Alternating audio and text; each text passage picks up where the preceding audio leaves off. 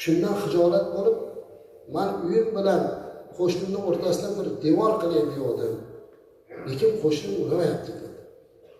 Payg'ambarimiz sollallohu alayhi vasallam aytdilarki, muammo nimada dedilar? Muammo o'rtada bitta xurmo daraxti bor buni. Shu devorni qilsam xurmoga to'g'ri kelib qolyapti. Xurmoni aylantirib o'tib devor qurishimga ham unamayapti. Soting kesib menga shuni kesib yuboray desam ham unamayapti. Yo'q, o'zi kesishga ruxsat bermayapti. Xurmoyimga tegmaysan, devor ham qilmaysan deyapti. Shu xurmo xalaqit qilyapti. Ayni chegarada turibdi. Payg'ambarimiz alayhisalom u odam chaqirtirib keldilar. Haligi odam keldi, Rasululloh alayhisalom unga qarab aytdilarki, bu shunaqa deyapti bu yigit. Seni qo'shning ekan, shu rostmi? Ha, rost. Gaplashayotgan odam ham musulmon ekanda, chunki Rasululloh sollallohu alayhi vasallam musulmon bo'lsa bunaqa muomala qilmas edilar-da.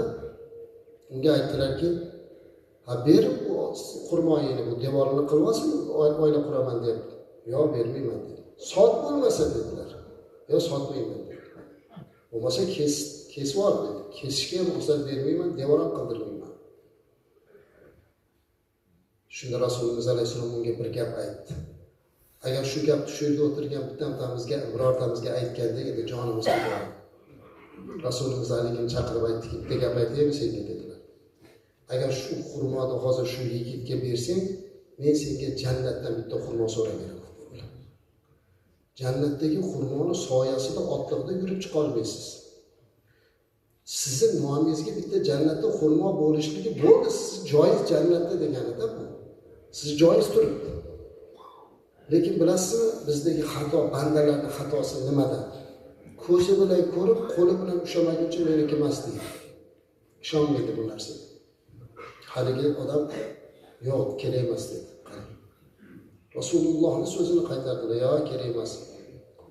Unaqa bermayman" dedi. Hamma hayron bo'lib turdilar. Ular ichida Abu Dahdah degan sahoba bordilar. Abu Dahdah roziyallohu anhu oldilariga keldilarda Payg'ambarimiz alayhisolamdan so'radilar. "Ruxsat bersangiz, mana shu xurmoni men sotib olib bu yigitga hadya qilsam-u, o'sha yigitga va'da qilgan jannatdagi xurmoni menga berasizmi ya Rasululloh" dedilar. "Ha" dedi, "agar shunday qilsak senga so'rab beraman Alloh." Abu Dahdah haligi odamni oldiga bordi, haligi baxil bo'lib turgan odam. Bilasizmi azizlarim? Ba'zan inson savdo qilishligining imkoni yo'q bo'lgan holatlarga tushib qoladi-da. Abu Dahdah shuni holatga tushib qoldi.